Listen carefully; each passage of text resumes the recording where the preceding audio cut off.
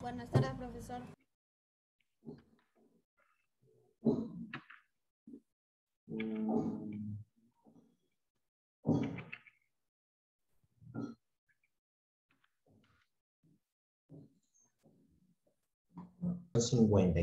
El caso 52 trata sobre el origen del cosmos. El cosmos, en este caso, es como decir el origen del universo. ¿Ok? Y de alguna manera, o sea, siendo bien sinceros, nadie sabe el origen del universo. Lo que tenemos son teorías, son ideas, ¿no? Unas más cercanas, obviamente, como por ejemplo las analizadas por la ciencia, en este caso, ¿no? La teoría del Big Bang y otras, ¿no? Que están bien estudiadas y nos dan un acercamiento de lo que puede ser el origen del universo, ¿ok? Pero eso ya es en estos tiempos recientes. Pero en los tiempos, en los tiempos donde iniciaban las civilizaciones, ¿cómo se respondían a la pregunta sobre el origen del universo? ¿No? Entonces, ¿cuál era la respuesta que ellos podían dar a esa pregunta? A esa pregunta que no es tan fácil de responder. ¿Ok? Entonces, la literatura abordaba ese tipo de respuestas. ¿Ok? Obviamente no eran unas respuestas totalmente creíbles porque no hay una base, pero sí de alguna manera a través de la narración da una idea de lo que podía ser, ¿no? Para ellos, que reflejaban su visión de esa respuesta. Entonces, tenemos en este caso a Hesíodo. ¿Quién es Hesíodo? Dice, es el más antiguo de los poetas griegos después de Homero. Él nació en Ascra, cerca de Tebas, hacia la segunda mitad del siglo VIII a.C. Según los estudiosos, llevó una vida apacible, ¿no? De un campesino griego. Fue el primer compilador de la religión antigua griega. Puso por escrito y ordenó toda la mitología hasta entonces. Tenemos que entender una cosa. Lo que nosotros tenemos ahora como base en este caso, de la literatura antigua, surgió de la oralidad. Como les decía a los chicos de primaria intermedia cuando hablaba de la Caperucita Roja, les decía, el cuento que ellos ven ahora de la Caperucita Roja es un cuento adaptado. El original tiene un final totalmente diferente.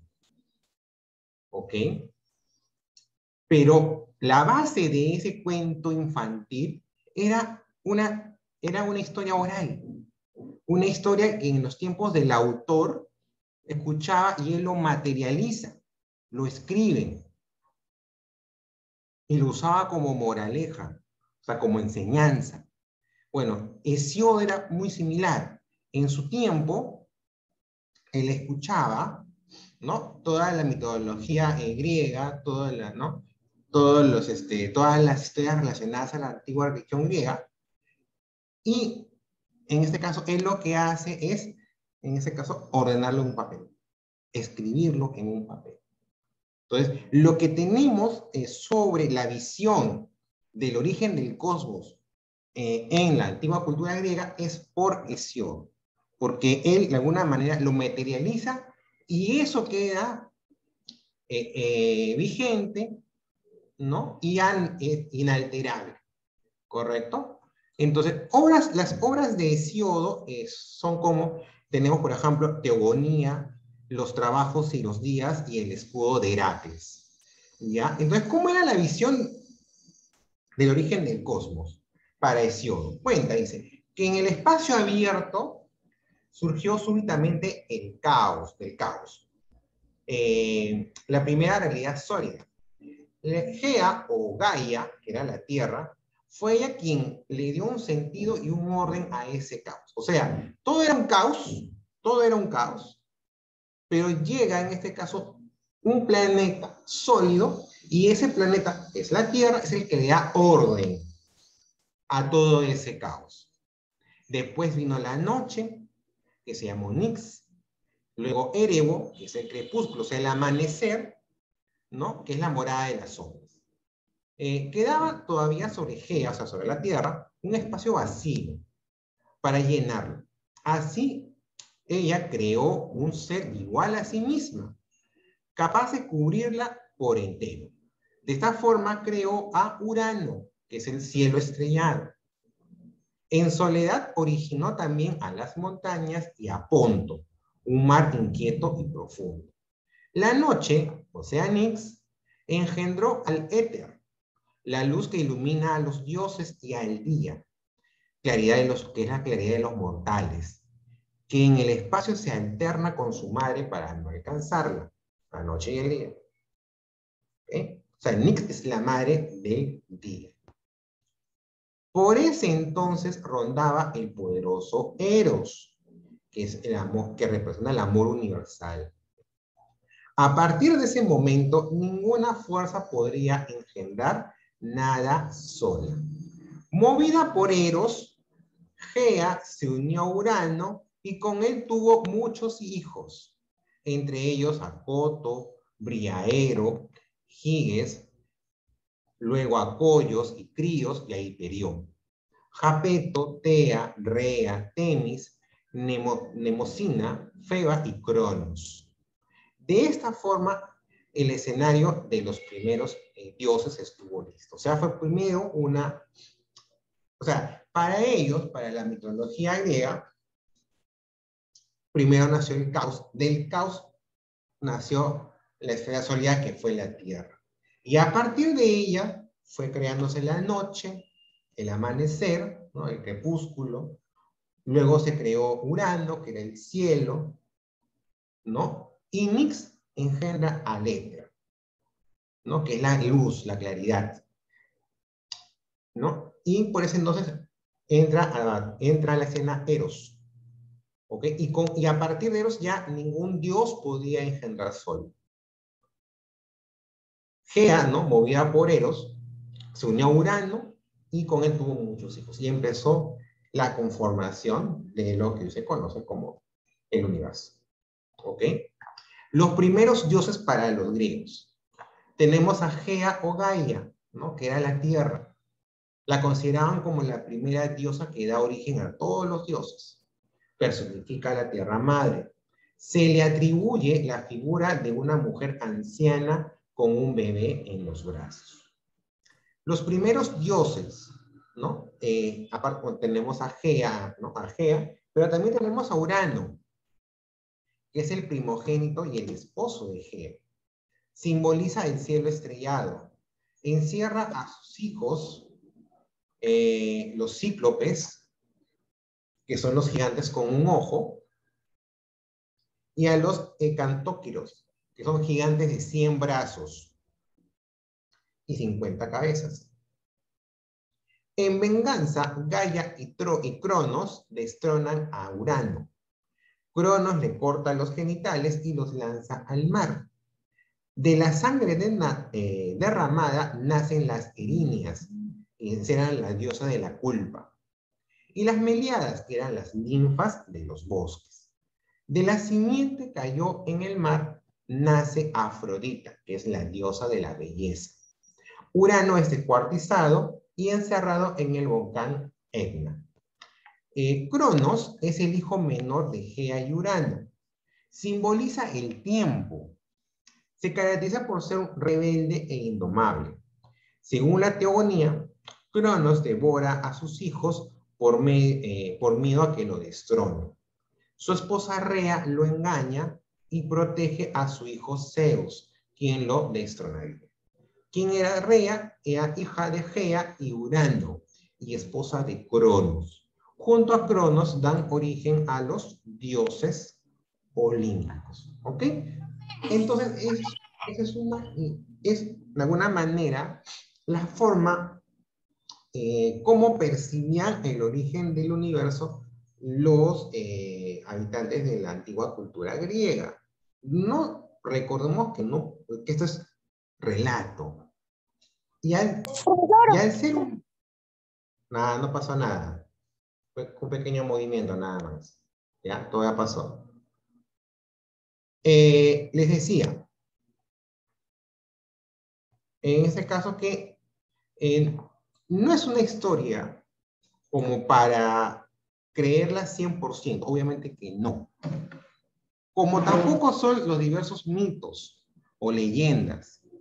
No solamente, o sea, no solamente hablamos de que en la cultura griega habría mitos y leyendas, en toda cultura, incluso si nos vamos a tiempos del Imperio Incaico, también, incluso en tiempos pre-incaicos, habían narraciones sobre el origen del universo, sobre el origen, en este caso.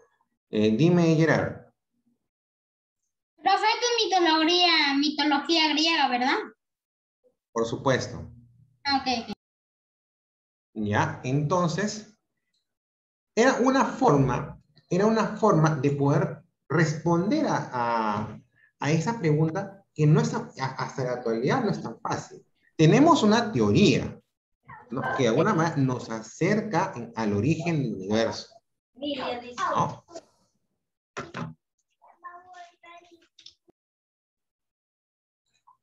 ¿Ya? Tenemos una teoría que nos acerca al origen del universo, ¿ok? Pero queda como teoría, ¿ok? Todavía, o sea, hay muchos cabos por ir resolviendo. O sea, la ciencia no te puede todavía responder todo, pero sí es un gran avance, ¿ok? Pero eso es, como les decía en un inicio, eso es lo que nosotros lo conocemos ahora. Pero imagínense en esos tiempos, no tenían esos alcances para poder responder. Es por eso que empezaron a crear diversas narraciones para de alguna manera responder esa pregunta. Y una de ellas, una de las que surge, es justamente la teogonía, ¿no? Que es la manera en cómo los antiguos griegos veían el origen del universo. ¿Ok? Y porque en este caso la Tierra es la principal, es uno de los principales dioses, ¿no? Porque de alguna manera es la que está más presente.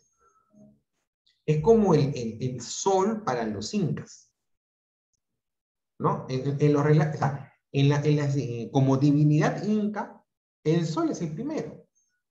Bueno, para los griegos, la Tierra era la primera, en general. Ahí la anteponía. Recuerden, en la narración que hemos visto, ¿no? Es Gea, la esfera sólida, es la que ordena el caos del universo. Es la que pone en orden. Entonces, es la primera. Y de ella nace luego Nix, nace Evo y así. Van apareciendo otros dioses como Eros, ¿no? Y luego se van engendrando. ¿Ok? Y cada uno tiene un papel específico. ¿Ok? En esta teoría sobre el origen. Por favor, si están en un ambiente con demasiado ruido, tengan siempre su micro apagado, ¿okay? Porque genera distorsión. ¿Ya? Entonces, para hacer un recordatorio, ¿ya? No debemos olvidarnos de que de Gea, en este caso, viene Nix, y Nix es la noche, ¿ok? Y Erebo es el crepúsculo, ¿ok? Luego dice, luego hay un espacio vacío que llenar, y en este caso se creó Urano. De ahí se creó Urano, o sea, el cielo estrellado. El cielo estrellado es Urano, ¿ok? Entonces, Nix luego crea a éter, que es la luz del día. Por ejemplo, ahorita, por ejemplo, es la que predomina en ese momento es la claridad del día, la claridad de los mortales, que le llama, como le llaman en la antigua Grecia. Y ahí es donde aparece Eros, que es el amor universal. Y a partir de él es que ya nadie se encuentra solo. ¿Ok? Siempre van, en este caso, a unirse y engendrar otro dios. ¿Ok? Es así como Gea se une a Urano y con él tienen muchos hijos. ¿Ok? De esos hijos, varios son dioses, obviamente. ¿No? Urano es hijo, pero a la vez también es esposo de Gea. Y él simboliza el cielo estrellado, ¿no? Pero ¿qué hace Urano? Urano encierra a los cíclopes, que también son sus hijos. Ellos son gigantes que tienen un ojo. Ellos, incluso hay un relato en la Odisea, para los que ya ya han leído una parte del archivo que les mandé, ¿ya? Hay un relato sobre los cíclopes, sobre un cíclope en general, ¿ok? Y los encantónicos, que son gigantes de 100 brazos y 50 cabezas, ¿ok? Pero en venganza de esa actitud, Gaia y Cronos destronan a Urano y lo descuartizan, ¿ok? Luego, en este caso, de ese suceso es luego donde nace pues este Afrodita, ¿no? Y otros dioses. Dime, Gerard. Profe, uno de los amigos de mis padres escuché que habían dicho que la mitología griega se copia de otra mitología. No recuerdo su nombre, pero se copiaban. Bueno, no te sabría decir, no te sabría decir con certeza, porque si vemos más o menos los tiempos, es posible que se pueda dar, o sea, en realidad, el hecho de que hayan de repente algunas copias, ¿no? O sea, hayan de repente relatos similares de una u otra cultura, ¿ya? Es porque se puede dar en el sentido de que hubo de repente invasiones, como por ejemplo la cultura romana toma toma muchos aspectos de la cultura griega, sus dioses, mucha base de ellos. Y puede ser, como te digo, no tenía eso en cuenta, la verdad creo que no tenía esa información, no te la podía decir con certeza, ¿ya? Pero sí que esa posibilidad puede haber sido en algún intercambio que haya habido con otras culturas, sobre todo del Oriente, ¿ya? Porque son más antiguas que la cultura griega, ¿ya? Estamos hablando de la cultura china, la cultura de India, fenicios, entre otros. Es posible, pero que yo, hasta el momento que yo recuerdo, no tengo una certeza de que haya habido alguna copia o algún aspecto que se repite en otras culturas. Ya, ojo, estamos tomando referencia, esta es literatura occidental, ya. La literatura oriental es más antigua aún, como no sé si les decía a ustedes o a otro grupo. La literatura oriental es más antigua y abarca muchos aspectos más de la vida, ¿ok? Y que también es muy interesante estudiarlo. No está planteado para este año, pero espero que en secundaria lo puedan ver porque es muy interesante. Lo poquito que he podido conocer, de alguna manera sí llama la atención, ¿ok? Entonces, para terminar el repaso de la mitología del origen del cosmos, ¿ya? Entonces recordamos que Cronos es hijo menor de Gea y Urano, y él simboliza el tiempo, pero su característica es que es rebelde y es indomable, ¿no? Entonces, y no, Cronos tiene estas cosas extrañas, ¿no? Devora a sus hijos por miedo a que lo destronen, ¿no? Y su esposa real lo engaña y protege al último de ellos, que es Zeus, ¿no? Y a partir de Zeus hay también una historia muy interesante, ¿ok? Al respecto, ¿no? Y de Rea, bueno, en fin, es la hija de Gea y Urano, ¿no? Y junto a Cronos, pues, da origen a los dioses olímpicos, ¿ok? Muy bien, entonces, esa es la información sobre el origen del universo. Es como le digo, es una visión. Cada cultura tiene su propia visión de origen del universo. ¿Ok? Si en historia ustedes han podido relatar, bueno, han podido ver, ¿no? La cultura del Imperio Tahuantinsuyo, tiene un relato. Culturas antes de los incas también tienen su propio relato. Y así podemos ver diferentes culturas. Porque había esa necesidad de querer responder, e incluso hasta en la actualidad. De alguna manera, los mitos y las leyendas lo que hacen es responder esas preguntas que no se pueden o que no hay una respuesta fácil, ¿no? ¿Cómo nació el origen del universo, el origen de la Tierra, la llegada de los, del primer habitante, ¿no? Si vamos a analizar las historias del Imperio Tahuantinsuyo, tienen una historia, la cultura azteca tiene otra, porque en este caso, cada una se preocupa por eso, por explicarlo, ¿ok? Por dar una respuesta.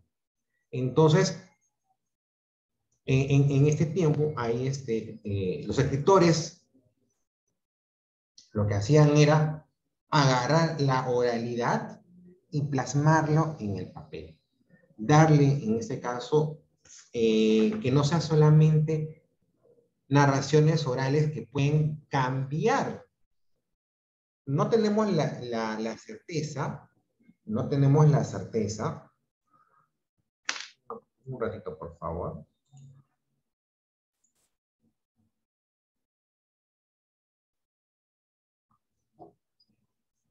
Un ratito, denme un minuto, por favor.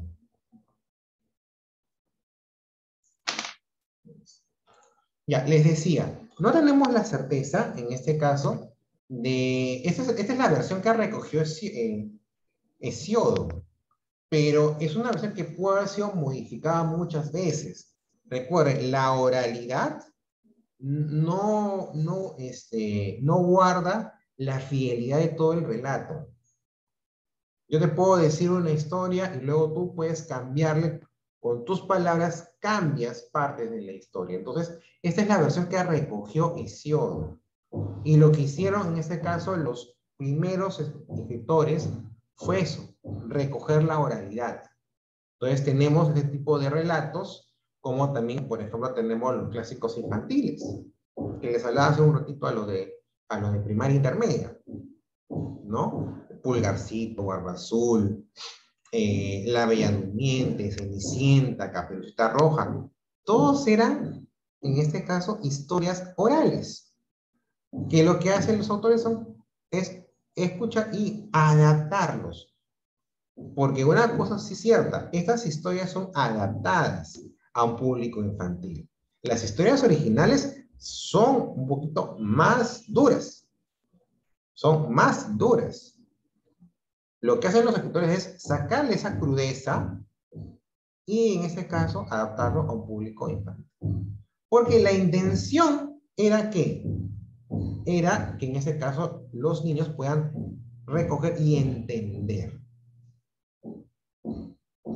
lo que quería en este caso explicarse. Y en todo caso,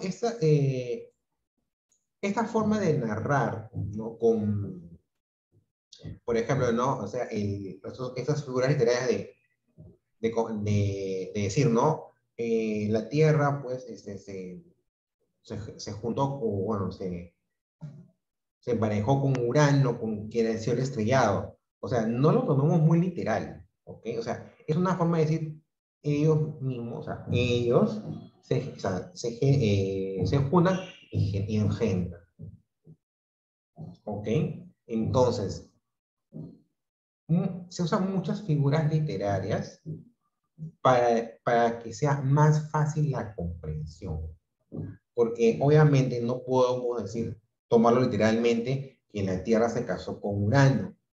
No, es una figura literaria. Es una forma de decir que se unieron para, en este caso, hubiera otro ente más. O fue la manera en que se creó, o explicar la creación de ese ente, que es como de la noche. No quiere decir que eso haya ocurrió al pie de la letra, no. O como les hablaba, decía, el personaje del lobo feroz. El lobo feroz es un personaje, no es real, pero él tiene una representación en la realidad. Cuando hablamos del lobo feroz, ¿de quién hablamos en la realidad? De los extraños, de las personas extrañas. no es que en la realidad haya un lobo feroz que te quiera comer, no. Hasta incluso la versión de comer es también una figura literaria. Entonces, se usan ¿para qué? Para que haya una mejor comprensión. Jesús mismo, para los que estudian religión, Jesús mismo para enseñar a la gente lo que quería explicarles, hablaba en parábolas. Las parábolas son relatos, figuras literarias fáciles de entender. ¿Ok? Entonces, para ello, o sea, por eso es que en este caso, es el, mejor dicho, ese es el poder que tiene la literatura, de simplificar y hacerlo más comprensible al ser humano. Y la idea de estas metodologías era explicar lo inexplicable. Por eso eran estas narrativas, por eso se generaban estos relatos orales. Y cuando ustedes estudien más sobre las culturas, van a ver todo lo que les digo, que todas tienen su propia metodología, su propia narrativa. ¿Ok? Listo. En la siguiente hora, a las 3:45, vamos a repasar el archivo que les he mandado, ¿ya? La Odisea. ¿Ya? Lo vamos a analizar y lo vamos a repasar. Nos vemos. Chao, chao. Profesor. Ya. Chao, Chao, profesor. chao.